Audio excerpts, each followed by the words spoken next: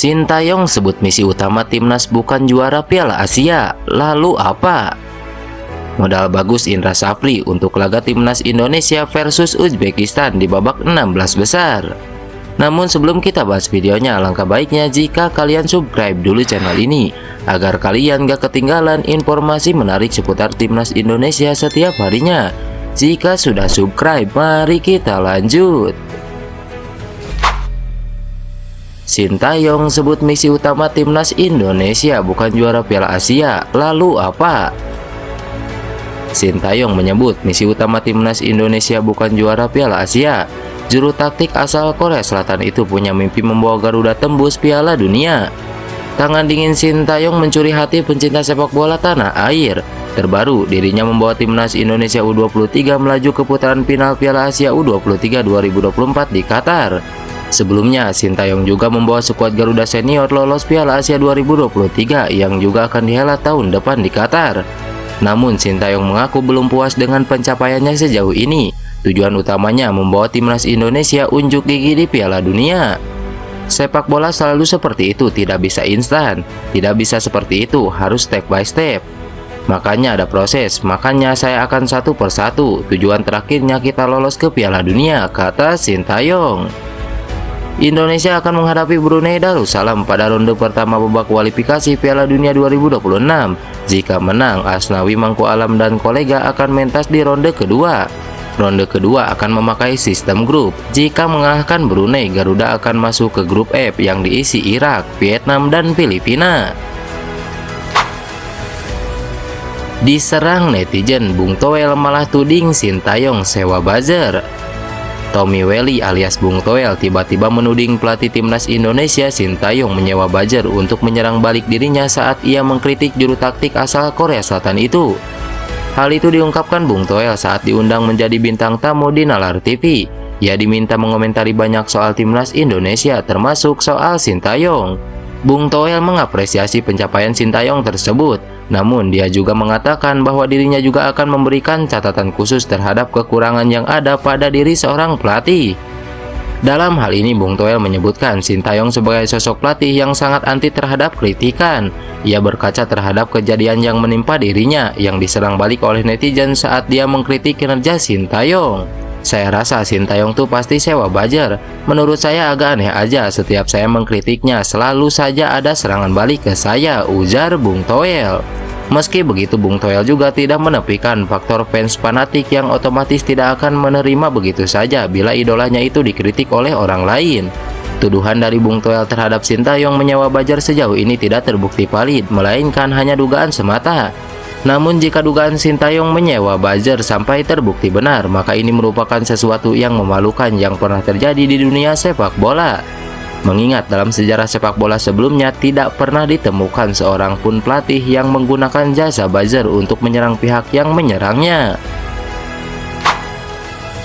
Modal bagus Indra Syafri untuk laga timnas Indonesia versus Uzbekistan di babak 16 besar. Pelatih timnas Indonesia Indra Syafri memiliki kenangan manis ketika melatih timnas Indonesia U19 di Piala Asia U19 2018. Seperti diketahui, Garuda Muda sukses lolos ke fase gugur Asian Games 2023 meski tampil dengan kurang memuaskan selama fase grup. Mereka lolos sebagai salah satu tim peringkat ketiga terbaik. Laga timnas Indonesia U24 menghadapi Uzbekistan U24 pada babak 16 besar Asian Games 2023. Laga itu akan digelar di Sancheong Sports Center Hongju pada Kamis 28 September 2023 mendatang. Timnas Indonesia U24 tentu amat inferior ketimbang Uzbekistan. Terlebih perjalanan kedua tim selama babak penyisihan grup berbeda 180 derajat. Skuad merah putih terseok-seok selama fase grup dengan hanya mengantongi satu kemenangan dan menderita dua kekalahan. Mereka pun lolos ke 16 besar lewat jalur peringkat 3 terbaik. Sementara Uzbekistan tampil perkasa menyapu dua laga menghadapi Hong Kong dengan kemenangan. Namun Indra Syafri enggan merasa rendah di hadapan calon lawannya. Indra Syafri mengklaim bahwa kemenangan dari Piala Asia U19 2018 merupakan modal tersendiri baginya. Keberhasilan timnas Indonesia U19 menembus perempat final menjadi motivasi Indra Syafri untuk memberi perlawanan kepada tim berjuluk White Wolves tersebut. Kesempatan dan pencapaian ke babak 16 besar akan kita jadikan motivasi lolos ke babak 8 besar. dan pencapaian 8 besar pernah kami dapat saat Piala Asia U19 tahun 2018, kata Indra Syafri. Timnas Indonesia U19 asuhan Indra Syafri memang tampil beringas di Piala Asia U19 2018 lalu. Padahal tim berjuluk Garuda Nusantara kala itu berada di grup A yang amat sulit. Saat itu Timnas Indonesia U19 berada satu grup dengan Qatar, Uni Emirat Arab, dan Taiwan. Pada babak grup, Timnas Indonesia U19 bahkan berhasil menumbangkan Uni Emirat Arab berkat gol tunggal Witan Sulaiman. Namun pada babak 8 besar, Timnas Indonesia U19 dikalahkan Jepang dengan 2 gol tanpa balas. 2 gol yang dicetak Suki Hagashi dan Mayesoro Taisei pun menghentikan langkah Timnas Indonesia U19 selaku tuan rumah di ajang tersebut. Media Korea bikin heboh, sebut Pratama Arhan dilirik klub elit Korea. Bek kiri Timnas Indonesia Pratama Arhan dikabarkan akan menyeberang ke Korea Selatan. Ia diklaim akan bergabung dengan klub Liga 1 Korea yaitu Suwon FC. Dilaporkan media Korea Sport Chosun, kesepakatan kepindahan Arhan ke Suwon bahkan akan segera terwujud. Arhan dinilai sebagai sosok yang pas untuk kebutuhan marketing dengan tunjangan kemampuan bermain yang oke. Suwon FC sangat dekat untuk mendatangkan pemain Timnas Indonesia Pratama Arhan. Jajaran manajemen sudah menjalin kesepakatan dengan Arhan yang free agent. Detailnya akan segera difinalisasi, ungkap Sport Chosun. Sebagai informasi, sebenarnya Pratama Arhan tidak berstatus sebagai free agent sebagaimana diklaim Sport Chosun. Ex PSIS Semarang itu dikontrak 2 tahun oleh Tokyo Verdy sejak awal 2022, sebagaimana dilaporkan saat kepindahannya ke klub yang bermarkas di Stadion Ajinomoto itu. Dengan begitu, kontraknya bersama klub Liga 2 Jepang itu baru akan selesai pada akhir tahun ini. Namun memang kesepakatan bermain yang didapat Arhan memang sangat minim.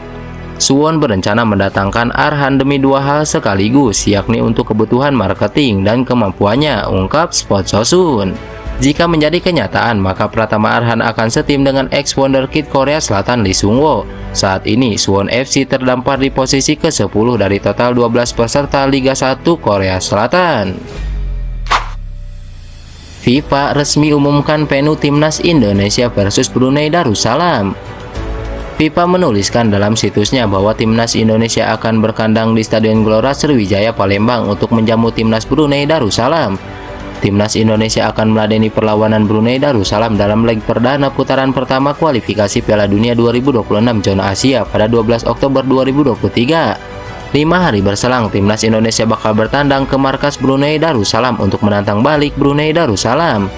Sekretaris Asosiasi Provinsi PSSI Sumatera Selatan Sahril Musa telah menerima informasi dari Sekjen PSSI Yunus Nusi terkait pemilihan Stadion Gelora Sriwijaya menjadi markas Timnas Indonesia untuk melawan Brunei Darussalam. Timnas Indonesia diperkirakan akan dengan mudah menyingkirkan Brunei Darussalam untuk lolos ke putaran kedua kualifikasi Piala Dunia 2026 zona Asia. Bila mendepak Brunei Darussalam, Timnas Indonesia bakal tergabung dalam grup E putaran kedua kualifikasi Piala Dunia 2026 zona Asia bersama Timnas Irak, Timnas Vietnam, dan Timnas Filipina. Lantas bagaimana menurut kalian? Tulis pendapat kalian di kolom komentar.